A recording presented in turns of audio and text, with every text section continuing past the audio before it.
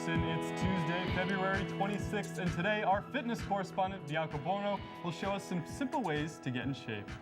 And the president of Emerson Reform will be in studio to discuss the organization with us. So we've got a lot going on today, don't we? Welcome to the show. I'm Anthony Chasse. And I'm Megan Mitchell. Welcome to Good Morning Emerson. Now, we've got Anthony sitting on the couch today. I hope Josh is feeling better at home, but I am very excited to be here this morning. Yeah, but something that is absolutely, I think, horrible for the industry that we're in is there's big news saying that the Boston Globe is actually getting sold. That's right. The New York Times company has announced that they will be selling the Boston Globe. Big changes coming to Boston for how people are going to receive their news. I know. You know, there's potential buyers in the market. We've got Rupert Murdoch out there. Head of News Corporation, owns basically everything. I know. So he's already in charge of the New York Post, which I would say is one of the competitors to the New York Times. So it's interesting to see that there's people gunning for this this newspaper. That's what we want to see here in Boston. You know, it's been a paper that we've enjoyed for so long. New York Times is great for national stories, but for our local news here in Boston, it's got to be the Boston Globe. I know. We've also got Rick Daniels out there, and he's actually a former CEO of Gatehouse Media. So there's so many buyers. Also, Warren Buffett, billionaire, he's done friend a lot of for the Obama. Country. Yeah, Can he exactly. save our paper? I know.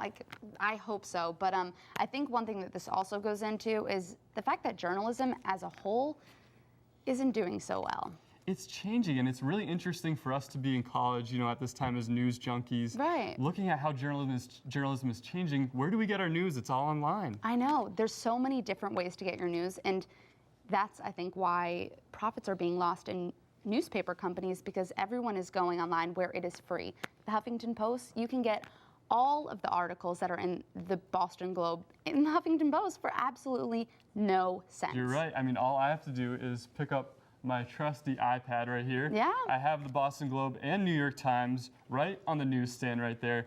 It's a little too easy almost. Lots of the articles are free. Some you still have to pay for, but I feel like it's not enough for people to want to pay for the paper. Right, I know, because if you just think about how much it costs to print paper and how much it costs for them to even put an article online, that cost is so much more expensive, not to mention inconvenient for the buyers. So they're much more willing to go to an online source rather than the Boston Globe. But while the papers, you know, may be on their way out, we've got Tamara Sakarzik in studio, and she's got our news.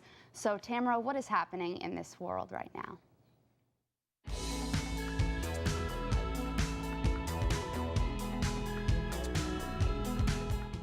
Thank you, Anthony and Megan. Well, it's time to warm up your morning with the heat of the headlines. Just this weekend, a false report of a gunman in MIT's main building left the campus in chaos. The gun threat was electronically messaged to Cambridge police at 7:28 Saturday morning, describing a man walking around campus wearing body armor and carrying a long rifle. A security text message was sent to warn students as the school went into immediate lockdown. SWAT team members searched the building later and had this to say. Certainty, we did not have a person in the building with a gun. We have enough witnesses at this point in time to verify that, so the incident that was reported did not take place. Details of the event are currently under investigation by the FBI and Secret Service. Oscar Pistorius is not the first in his family facing a murder trial. His older brother, Carl Pistorius, has been charged with culpable homicide in 2010 in the death of a female motorcyclist. Prosecutors say the older Pistorius brother hit the motorcyclist while driving recklessly, resulting in the victim's death just a few days following the crash. Carl Pistorius postponed his initial scheduled trial to support his brother's 4-day bail hearing last Thursday. A friend of the Pistorius family recently stated that Carl deeply regrets the accident and that he was not under the influence at the time of the crash. His trial is expected to take place in March, just a few months before his brother's. Indoor sunbathers may want to think twice before laying down to bronze. A woman from Sensational Tanning Salon in Barnstable, Mass. recently discovered a hidden camera pointed directly at her during a visit this past weekend, and police say she was not the only victim. Louis Macedo, a 47-year-old employee, admitted to using his cell phone to videotape young women using tanning beds while at work. Macedo, who has been employed at the salon for over a year, allegedly cut a hole in his office window in order to see into the rooms. Macedo is currently awaiting trial after he was released on bail shortly following his arrest. Vatican City said their final goodbyes to Pope Benedict Sunday as he gave the city his last blessing. The 85-year-old is stepping down Thursday after the decision was announced just a few short weeks ago. The date has not yet been set for the start of the Cardinals' vote on Benedict's successor, but the Catholic Church may have a few changes up their sleeve. Britain's most tenured Catholic official stunned many over the weekend after suggesting that it is time to allow priests to marry and have children. Cardinal Keith O'Brien told the BBC that although he has never had thoughts of marriage himself, he would be happy to consider giving others the opportunity. The Cardinal followed the statement by stating that the next Pope will have the freedom to consider changing other church policies. That's your news this morning. Now back to our two favorite hosts, Anthony and Megan. Thanks, Tammy. There had been criticism that the MIT police didn't notify students and faculty about this problem quickly enough. What kind of criticism are they facing for that? Well, you know, there's the initial criticism that it took an hour to send out that security text message, but even beyond that, the type of text message that they did send out kind of just made everybody panic instead of explaining the situation. So when it turned out to be a hoax, they got a lot of criticism. Thank you so much for that, Tamara. Now, it's so sad to see the tanning salon story, but we actually have our sports correspondent in today, and that is Charlie Greenwald. Stepping in for me, Charlie, what do you have for us? What's up with the Patriots?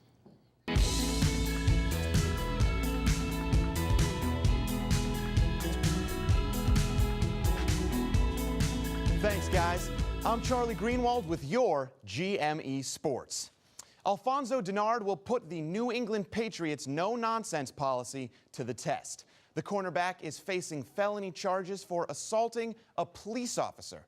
With his hearing set to occur in April, the Patriots have to decide if he is worth taking a gamble on for the franchise tag. Rob Gronkowski apologized for his partying via a T-shirt. For Alfonso Denard, I don't think a T-shirt will suffice. We may be seeing Devin McCourty moving into his cornerback position very soon. The Celtics continued on their Western road trip with their latest stop in Salt Lake City to take on the Jazz. That's Doc Rivers arriving in Utah. Let's take it to the first minute of the fourth quarter. Paul Pierce with the rebound there, dishing to Jason Terry for the breakaway finish. Celtics would go up by 2. 27 seconds now, the Jazz in possession. Gordon Hayward finds Alec Burks for 2, and we will have some overtime. Now let's go to OT. Paul Pierce with the ball. He'll take it, and he'll make it. The Truth had 26 points, and the Celtics would go on to win this one 110-107. There's nothing worse than getting hurt in practice. The New York Yankees center fielder Curtis Granderson found that out the hard way. Granderson took a pitch from the arm from Toronto's J.A. Happ in a recent scrimmage. Now he could sit out for the next 10 weeks. That will make it tougher for him to catch up to the 43 home runs he whacked last season. With Alex Rodriguez potentially out until the All-Star break, the Yankees have a couple short-term shifts they have to make. And for all you NASCAR fans out there, the Daytona 500 did not disappoint over the past weekend. Let's go to the Daytona 500. This is the 33rd lap. Casey Kane with a crash here, causing a crash. Fans holding their breath as 28 people were injured the previous day in a more severe wreck. Nobody hurt in this one, though. Let's go to lap 90. Danica Patrick, that's her in the green car. She's making history as the first woman to lead on a green flag lap in the Daytona 500. Still looking for her first win, though. This is the final lap. That's Jimmy Johnson. He says, "Give me that." Out in front of Dale Earnhardt Jr. He's been driving well all day. Johnson, all smiles, kissing his wife, wins his second Daytona 500 with an average speed of 159 miles an hour. That's your sports for this morning. Let's speed back on over to Anthony and Megan. Thank you, Charlie. Now, do you think that NASCAR's fan base is growing and reaching out to different demographics?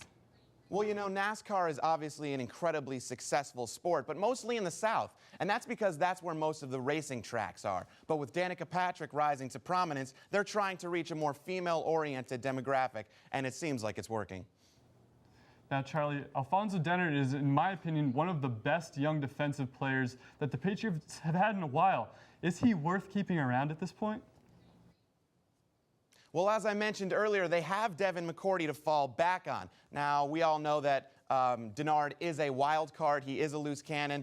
He did have that late hit against the Buffalo Bills, but he had 3 interceptions last year, including that 88-yard return against the Jets. So it'll be interesting to see what the Patriots do going forward. Bill Belichick has made risks before, taken risks, so we'll see what he does with Denard.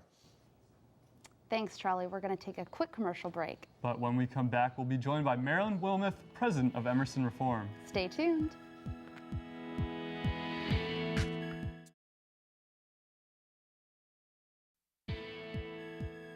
Welcome back to Good Morning Emerson. In just a moment, we will be joined by Marilyn Wilmoth, president of Emerson Reform, an advocacy group here at Emerson that is looking for a reform on drug policy. In the years past, this organization has testified before Massachusetts legislation for their beliefs on the state's drug policy. Let's take a look. Prohibition has been long and arduous, but I believe change is coming. If not today, by this court, by your pens, then in a few years, by ours. And my generation grew up in the final days of the DARE program. We realized that information we learned in schools about marijuana for what it really is, propaganda. Well, we're at university now. Some of us are studying to become lawyers, and others politicians. And when they are voted in, they will make the changes that are necessary. But you could make those changes this very day. You could end the pointless war that costs the state billions of dollars every year. We are here with Marilyn Wilmoth, president of Emerson Reform. Marilyn, thank you so much for joining us today. Thank you so much for having me. I'm very excited to be here. Absolutely. So what is the mission of your organization? The mission of Emerson Reform is to provide a safe space for students on Emerson's campus to come and discuss drug policy as well as comprehensive drug education. We are a group of students who are apprehensive of the effects that the war on drugs has had on our country, our communities, and the world as a whole. And so we provide a space for students to discuss those issues. That's awesome. I think it's a great cause. And now this week is huge for you guys, right? You have a bunch of events going on. What's going on this week? Just last night, we had the House I Live In screening, which we co-hosted with Captured Emotion, which is the documentary film group on campus. And that went over very well. It's a wonderful new documentary out, directed by Eugene Jarecki, who also directed the documentary Why We Fight.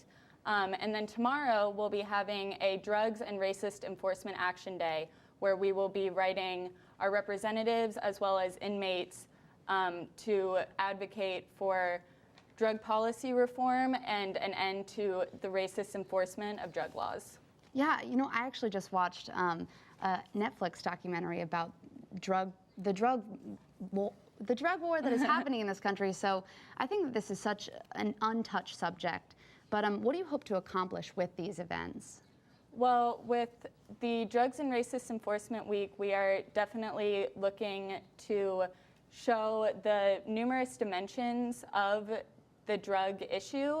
A lot of people don't recognize that we, are focusing on more than just kids wanting to smoke pot, that there are families being affected, there are communities just being devastated by the effects of drug laws. Marilyn, thank you so much for being here today. But now it's time to take a look at your forecast for the next few days. Here's Maggie Morlath. Spring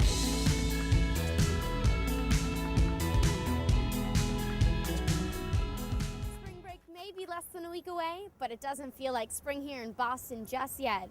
Over the next few days, we'll be seeing a lot of rain and clouds, but this will give you the perfect opportunity to stay inside and study for those midterms. So let's go to the 5-day and see what's up for this last full week before spring break.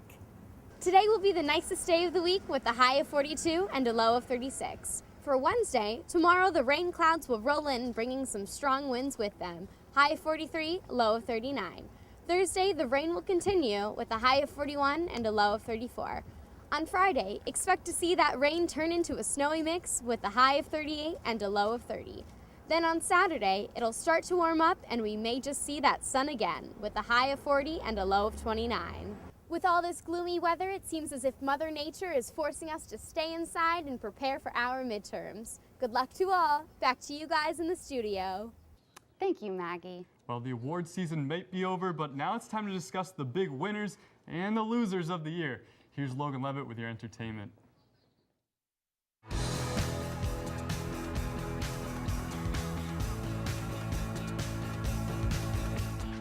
guys? Hello, Emersonians. This morning's entertainment news are full of people who we thought were so yesterday's news. But first, let's start with movies' biggest night. The Academy Awards happened on Sunday, and one word to describe the ceremony would be predictable. Argo took home the coveted Best Picture award, while Daniel Day-Lewis, Jennifer Lawrence, Christoph Waltz, and Anne Hathaway took home the top acting categories. It was certainly a night of oopses. Lawrence tripped over her dress and went face first into the stairs. Kristen Stewart seemed barely conscious as she presented an award, and Anne Hathaway continued her over-the-top acceptance speeches. My favorite moment of the night was Meryl Streep presenting the Best Actor award and appearing to simply know the winner by saying Daniel Day-Lewis's name without even opening the envelope. Just when you thought Meryl Streep could do everything, I guess she now has the ability to choose who she wants to win. It looks like the police can touch this after MC Hammer was arrested late last week. The 50-year-old rapper was charged with obstructing an officer in the performance of their duties in Dublin, California. He was reportedly at a shopping mall when he got into a verbal fight with an officer, who later arrested him. Hammer did what all celebrities seem to do when they get into trouble: tweet about it. He sent out 6 tweets, including one saying that the cop tried to pull him out of the car until he forgot he was on a steady donut diet. He was last seen doing the Gangnam Style at this year's Grammys, and I thought that would be his worst moment of 2013. Tiger Woods may not have won a championship since 2008, but the former #1 golfer in the world may have won his wife back.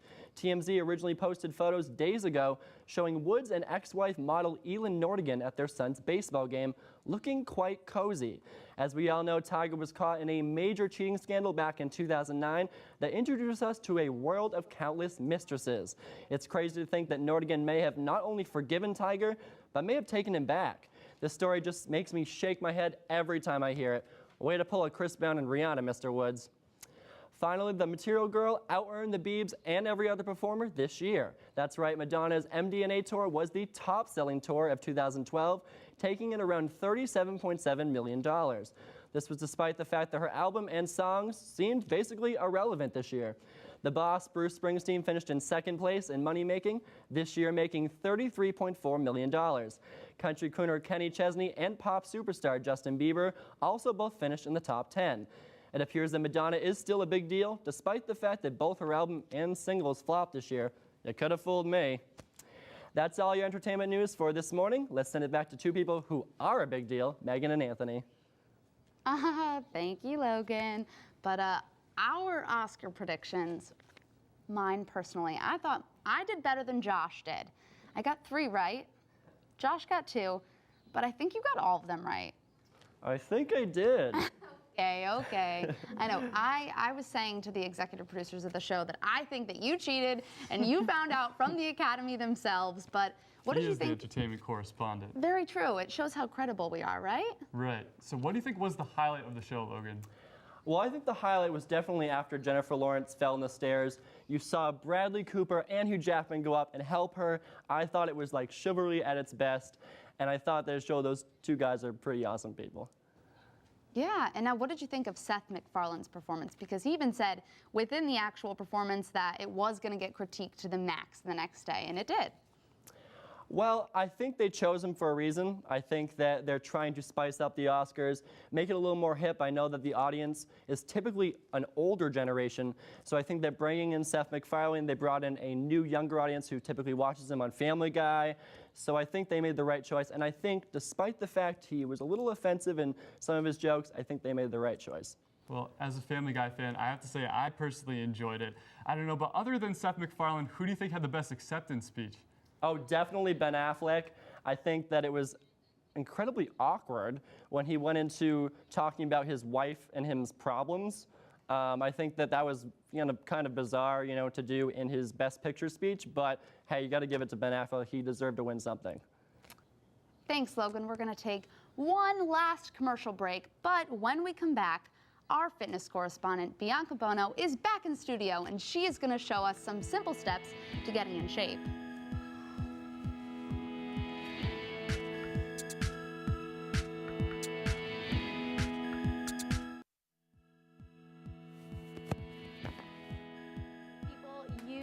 the excuse of the cold weather and midterms week to kind of avoid the gym and avoid the outdoors, but I am here to tell you today that you don't even need the gym. All you need is your dorm room, and I'm here with Megan and Anthony to kind of demonstrate a dorm room workout for you guys today. Oh, absolutely. We are so excited to get started. Yes, so we are going to start by warming up. It is so important before you do any workout, whether it's a simple dorm room routine or whether you're going to the gym and lifting heavy weights, that you are all stretched out and warmed up. So we're going to start out by doing some jumping jacks. So start out by doing some jumping jacks. We're going to do about 20. And a fun fact about jumping jacks, for every 5 jumping jacks that you do, you burn 1 calorie. So kind of think about what you ate for breakfast, do the math. I know we're Emerson students, and think about burning some calories. Oh, exactly. You know what? This is such a good idea because of the fact that when I'm on the treadmill, I like to see the calories. I like to see exactly how much I burned. So if we know that 5 jumping jacks is 1 calorie, I could do that in my head. Exactly. It gives you a good idea of kind of what you're working with. So we're going to get started. We are going to do some squats. So if you are more advanced, we're not going to do it today. You can incorporate lighter weights. So you're going to take your hands, bring them to center, and squat all the way down and kind of bring your butt right below your knees. Hold it for a second and push back up, and we're going to do 10. So a lot of people assume that just because it looks like you're using your legs here, you are actually incorporating your core as well, which is so important to working out whatever you're doing. So after you're finished doing your squats, we're going to go to lunges. So we're going to start with our right foot in front and left foot behind. Bring your hands to your hips and drop that left knee down all the way. Hold it for a beat and bring it right back up. We're going to switch and do it with the left foot, right knee down.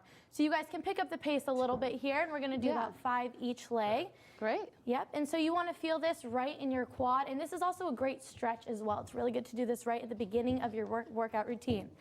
So the next thing we are going to do, we're going to do squat jumps.